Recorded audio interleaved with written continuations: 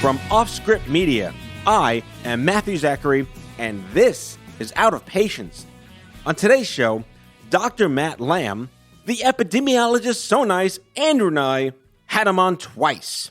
Matt is an assistant professor of epidemiology at the Columbia University Medical Center and returning champion to the show because he's really good at helping me break down insanely complicated things into snackable, digestible chunklets for the layperson. And if you, the listener, are not an epidemiologist, infectious disease specialist, virologist, or someone whose last name may rhyme with Mouchy, then you, my friend, are likely a layperson who needs snackable, digestible chunklets of layperson information. And so it's time to enjoy some more what the fuck is happening with COVID questions and answers right now here on the show. Enjoy. Matt Lamb, thanks for coming back on the show. The epidemiologist, so nice. We had him on twice in this crazy burning world of COVID. It's just nice to be able to lean into a professional expert epidemiologist to chime in, possibly not answer the questions I proffer to you because you're not a virologist, but feel free to tell me that if I profoundly give you a conundrum that is not something you can answer. But I'm prefacing our sort of a Marvel Phase 2 conversation around the fact that I, myself, tested positive for antibodies twice on the same test because I didn't believe it. And the reason I didn't believe it was because my wife and children tested negative for antibodies and all tested negative for the COVID swab test. Do you, Dr. Matt Lamb, have any theoretical physical ideas as to how the hell that's possible? Sure. Thanks for having me back. So, my work as an epidemiologist is really focusing on, big numbers, the idea of, on average, what can we expect? So on average, we would expect if you actually have antibodies that, you're going to test positive on one of these antibody tests a certain percentage of the time. But we don't know if you're going to be the person who is in the lower percentage of that. It's the same for if you test positive and you really don't have them. So we kind of know really well on average what's going on. We're not very good at identifying for a given individual why something idiosyncratic is going on. And so I think in your case, there's a few possible explanations of why you would have developed antibodies consistent with the antibodies for coronavirus and your family wouldn't. Number one idea would be, well, you didn't transmit it to them. Either the amount of virus that you got was fairly low in terms of the amount of dose that, assuming that you actually had coronavirus. I didn't hear you if you actually got the swab for that or not. Yes, I did. That was negative. Okay, that was a negative. And you got it at the same time, though? I got the negative swab between the first test and the second test because it was just so improbable that I tested positive in the first place. Yeah, okay. So, what the swab is going to tell you is really if you have the infection that hasn't cleared right now. And so, it wouldn't surprise me if you would have tested positive for antibodies and then negative for the swab, because they're really kind of testing two different things. One is a little bugger living and multiplying in your body? Is the virus living in there? That's what the swab's going to tell you. The antibody test is going to tell you, have you fought off the virus in a way that your body is going to now recognize it, hopefully for a while into the future. But, going back to the original question, like how the heck could you have gotten this and not transmitted it to your family? There's a lot we don't know. And basic epi principles suggest that, there's really a few things that are going to govern the likelihood of transmission. And we have a control over a lot of those. We know that this is a respiratory illness. The predominant mode of transmission of this is from person to person through, coughing, sneezing, getting onto somebody else, even though you hear that there's all these other possible ways of transmitting it going forward. But really, the dominant way we think is through contact with airborne particles. If you happen to have a low level of an illness, you could have triggered an immune response in your body, but you might not have been sick enough to transmit to your family, particularly if you were careful. Once you started, feeling a little tickle in your nose or feeling something in the back of your throat, if you kind of quarantined yourself away from your family, that's going to really reduce their probability of getting the transmission. So there's a possibility that that's what's happened. Because you got two tests, I would say that the likelihood that you're a double false positive is pretty low. Yeah, I've learned so much down this crazy rabbit hole as hashtag not a doctor. And my father's best friend, my uncle, is a world-renowned genomicist for 60 years. And he lives in that particular science realm, not in yours or virology. But his take was that it just seemed to be the ultimate mystery that could possibly pave the way for just more questioning as to how someone can, with all probability's sake, clearly not have two double negatives. And yet my children and my wife did not have it. Yeah, we don't go around our house like spitting in each other's faces. No one had a cold or a flu in the last 8 weeks. And we all teach ourselves, cover your face. So is it possible that just normal sanitary human behavior is responsible for my not transmitting it as I was asymptomatic? I mean, I think that this is the really unanswerable question, at least from my field, because my field, again, we can assess, like, on average, how many people do we expect average infected person to infect doing business as usual, but it's a probability game. So we think in terms of risk to say, well, what's going to increase your risk or decrease your risk of transmitting? It's never going to go to zero, and it's never going to go all the way up to 100%.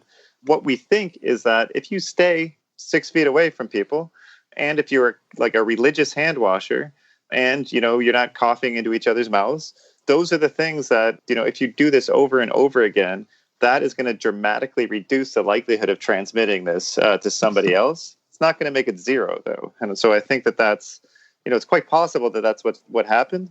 The other idea is, there's a difference between, and this is what we don't understand right now, is how much virus you have to have in order to be able to transmit it to somebody else. So there's a difference between your body recognizing the virus and developing antibodies for it and having enough in your body to be able to actually transmit to somebody else.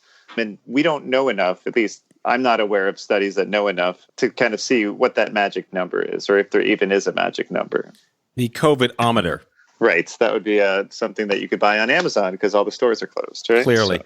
I know Andrew has a litany of questions to ask as well. I do. We've been talking about the trees and the ways in which trees can infect one another, I suppose, just to destroy that metaphor as quickly as possible. But but let's talk about the forest, which is where a lot of your focus is.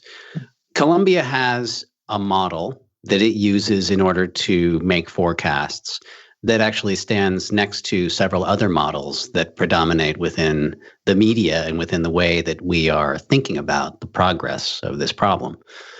Would you mind talking a little bit about Columbia's model relative to other models that are out there? Yeah, I could talk a little bit. I don't work on this model. So this is a model that colleagues in the department I'm in work on. And I think the models are not fundamentally different from each other. So like the 4 or 5 models that you see in the news, that you see on the IHME, the government website, the models aren't fundamentally different from each other. Where the areas of disagreement tend to be from, a few things. It's just, these are predictions. The models that we have are using the information that we have to make the best guess about likely scenarios. None of the models are going to be correct in the sense that, like, that's not the goal of the models. The goal of the models isn't going to tell you exactly how many people will get infected if you do this or don't do this intervention. The goal is to kind of show you relative changes in what would be a reasonable estimate for how you might want to prioritize one intervention over the next. In addition to, well, how do we know when we're kind of over the worst part, at least of this phase of the epidemic? So really, like, the model that is developed at Columbia University has been built in part by people who spent their career or are spending their career modeling influenza. And so I think that it's a pretty good fit in the sense of the expertise there, because influenza, like coronavirus, it's pretty contagious and it's primarily transmitted from person to person in a way that depends heavily on the amount of time you're spending with individuals. And so I think, without going into like too many details, I think that the models that are developed by individuals with expertise in respiratory illnesses are the ones in which they've really kind of thought through the assumptions of transmissibility that seem to be pretty similar to what we're seeing with, the real data as we're collecting it going forward. That's very interesting. There was a release at the end of the first week in May from Columbia in which the models are said to suggest that there's going to be some kind of a rebound of COVID-19 in late May. Do you want to comment on that at all? Yeah, I mean, I think the basic idea is that everybody, in January, December, everybody was susceptible. And because the way in which we have kind of flattened the curve isn't through getting people to get sick and recover and develop immunity, but to prevent people, at least as many as possible, from getting infected in the first place. The idea is social distancing or quarantining and all of these kind of extreme measures, you can't do it forever. Once you start relaxing these, we're basically introducing susceptible people back to interact with infected people. And so I think that that's the basic premise of these models is you're introducing this whole new population of people who aren't yet sick. And if there are people who are infectious, they have all these other people to have contacts with. And so this is kind of where the basic predictions are suggesting that there might be a new wave. The size of the wave really depends on what people do in terms of how people have changed their behavior, kind of separate from these kind of social policy enforcements, in addition to how quickly municipalities would roll back any kind of relaxations of the restrictions. And so really, again, these models are meant to say, well, what's going to happen if a certain percentage of the population becomes more lax in terms of how much they venture out into the world? Or what happens if a certain percentage of the population stops wearing masks? This is going to be the consequences of that. And it's policies people's job to say, well, how do we prevent those consequences from happening? Or how do we understand, what is going to be the best balance of what may be around for a little bit longer than I think people hoped? Right. Of course, and perhaps to a degree that none of us could have anticipated, there has developed a very strong messaging program from various sectors of the political world in this country that want to address the concept that COVID-19 is a hoax, and then heading further down the spectrum toward something like reason, the notion that social distancing was an unnecessarily strict program that was imposed on the country in a way that damaged the economy unnecessarily, some pointing to Sweden as an example of a place where social distancing rules were not imposed and consequences were not realized. To what degree do you think that scenario is an accurate depiction of reality? For the first question, I've been taught, my wife works on climate change, and I've been taught the best way to deal with things that are completely divorced from reality is just not to comment on them. So I'm not going to comment on the idea of hoaxes. I think it's just, nonsense. In terms of the idea that the response on a municipality level was an overreaction, I think that you're getting into a question of what is an acceptable number of deaths in that case. So if an acceptable number of deaths would have been 20 times higher, possibly, then it was an overreaction. I just don't think that the individuals who are saying that this is an overreaction really believe that. I think it's more kind of backwards thinking where you have a policy or a political bent in mind, and you're trying to back calculate a justification for being upset with individuals who you tend to be skeptical of.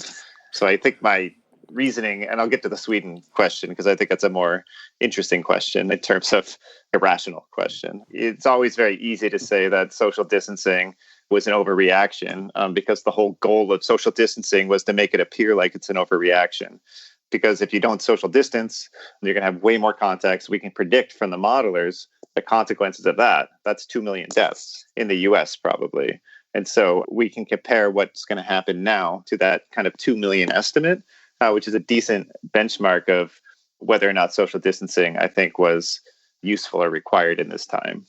In terms of Sweden, I think the interesting thing about Sweden is that it seems like, at least I think there was an article in CNN or one of the papers that found that the percentage of individuals in Sweden who have antibody positive was somewhere in the range of 5 to 10%, similar to the United States. And so I think the interesting thing about Sweden is that while there was maybe no policies that were preventing individuals wholesale from gatherings and all these other things, it appears that, and I think this would be something useful to check with the mobility numbers, I think that people in Sweden actually took pretty substantial measures individually to kind of achieve the same goal. And the question is is that something that's replicable in a different type of country that might be larger or less homogeneous, for example. Back with our guest after the break.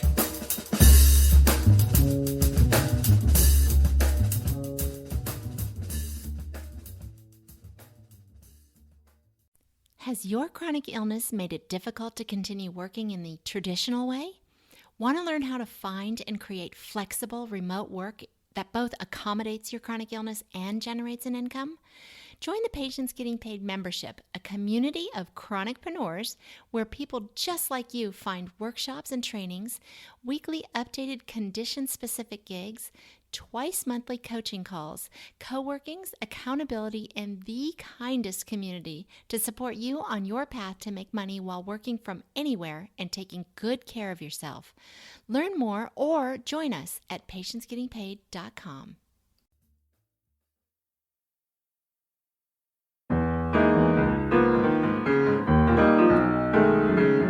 Matt, I want to go back to something I'm kind of fixated on, which is something you referred to as how much antibody do you need to have something happen?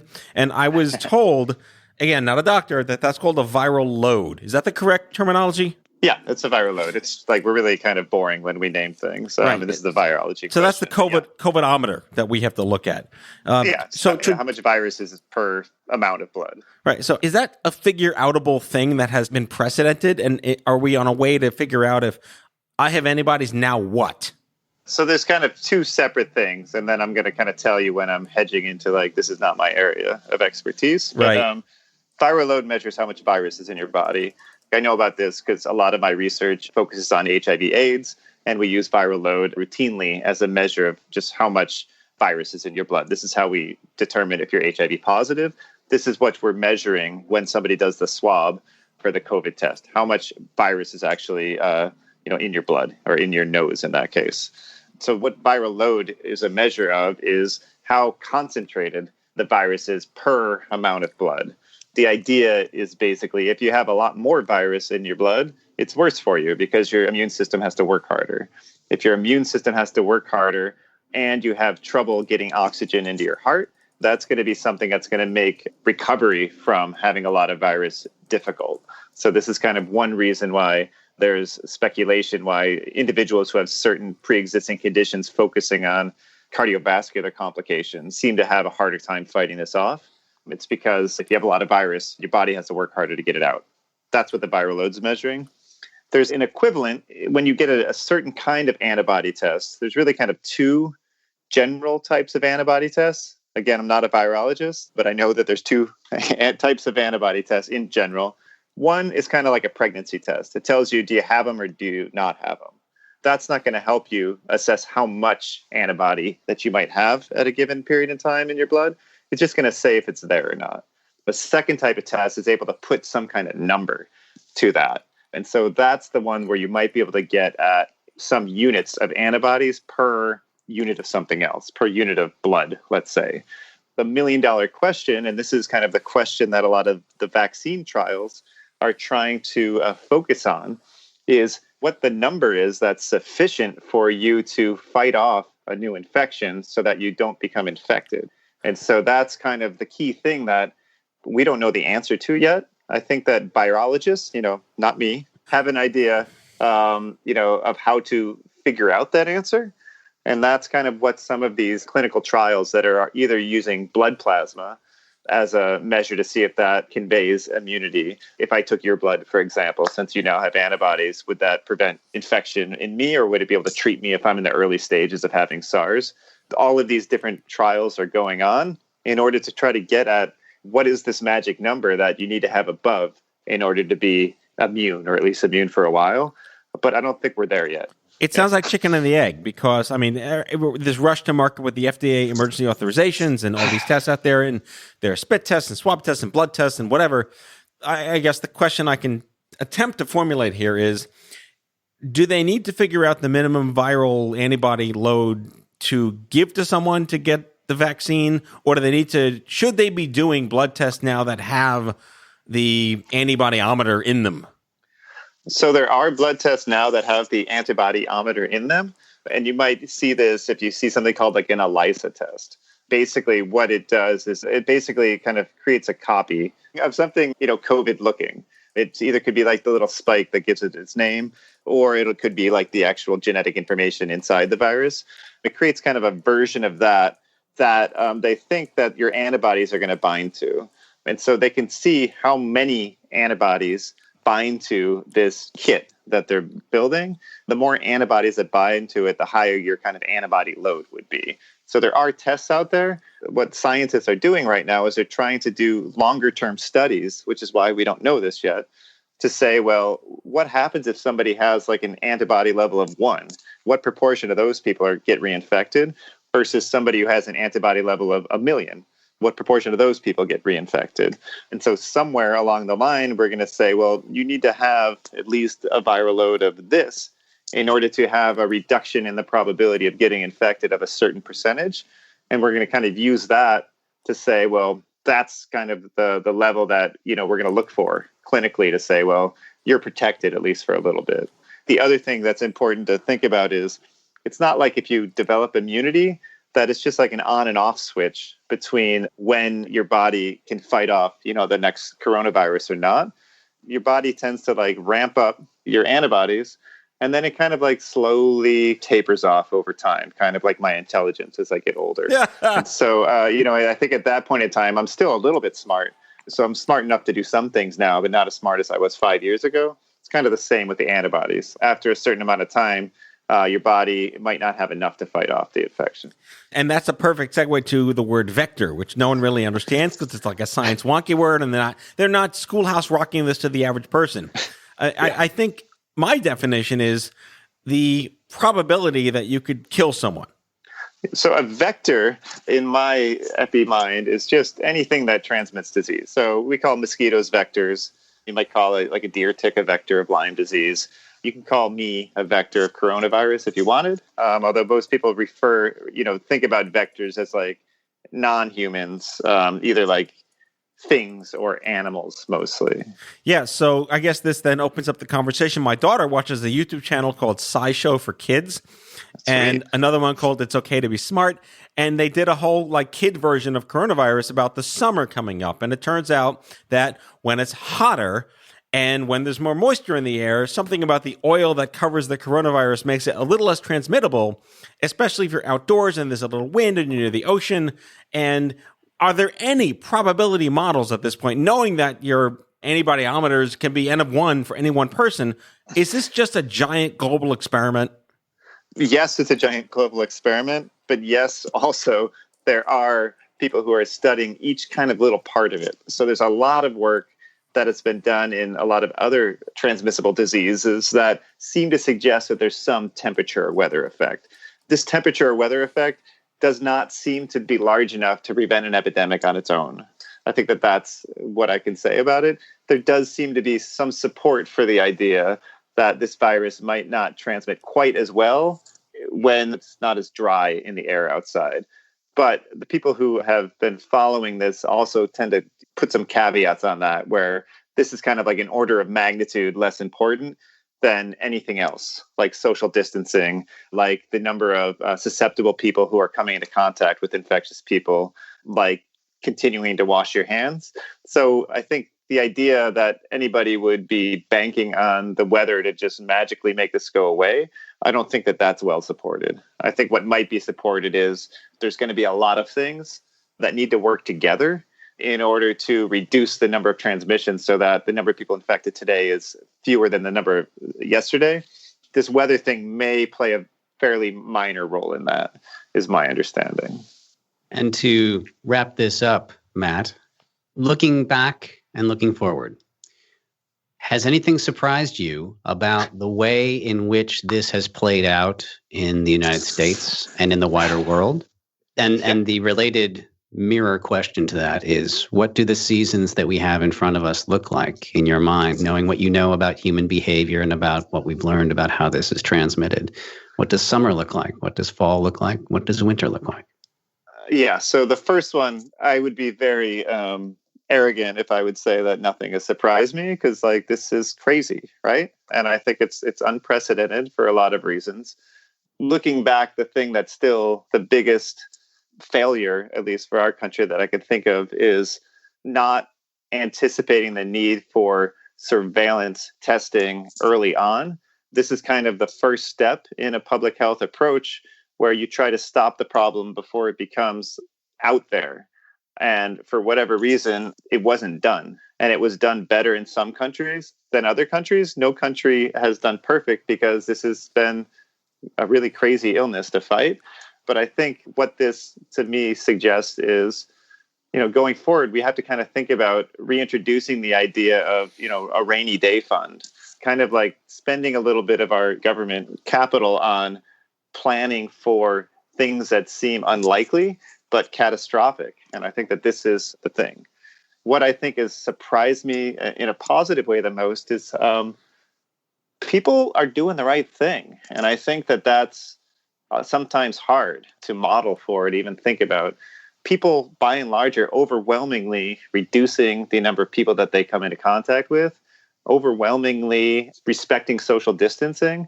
You can see that from publicly available, just like how much your phone moves on a given day in the aggregate. People have reduced the amount that they're moving by like 50, 60, 70%. It's going up a little bit, and we can't imagine that people are going to stay isolated forever because people tend to like, each other. But, I think that the idea that people can actually make individual change and hopefully make it sustainable for a greater good, I think it's really heartening to me. In terms of what's going to happen, I think a lot of what epidemiologists think about are kind of like these more distal relationships. So we just kind of crashed the economy, the world economy, over the last couple months. This is going to have a lot of consequences. This is also a time to really think about what we want things to look like. And I think that that's more of a political question than a science question. But, sticking to like the epi, what I would imagine is that we're going to see flare-ups of this illness. I don't know, and I actually wish I could better predict if I think that there's going to be an actual peak, like a secondary transmission peak in the fall as relaxations are restricted. I imagine there will be one, but I don't know the magnitude of it. And I think that that's going to be the $1 million question, like what is normal going to look like? And I feel like this is kind of outside of public health or epidemiology. What normal is going to look like in the winter, I have no idea. Like, I don't even know if, I'm going to be able to send my kids to any school in the fall, like in New York. So, well, on that happy note, I think this concludes episode 2 of our God knows how many episode series with Dr. Matthew Lamb, because in the wellspring of Jeopardy questions that are unanswerable, I always admire doctors who prove they're doctors by just saying they don't know. Not just, I'm not a virologist. So Dr. Matt Lamb is an assistant professor of epidemiology at the Columbia University Medical Center. Thanks for joining us again. More to come, and stay safe. Thanks a lot. Take care.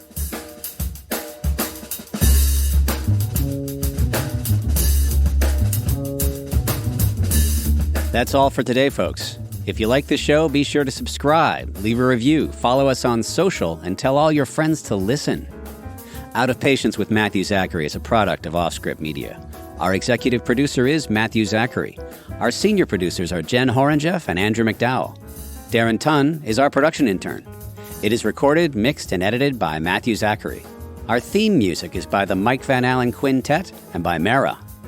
For advertising and media inquiries, email media@offscrip.com. Hit us up at contact@offscrip.com to share comments, feedback, and make guest recommendations. For more information, visit offscrip.com.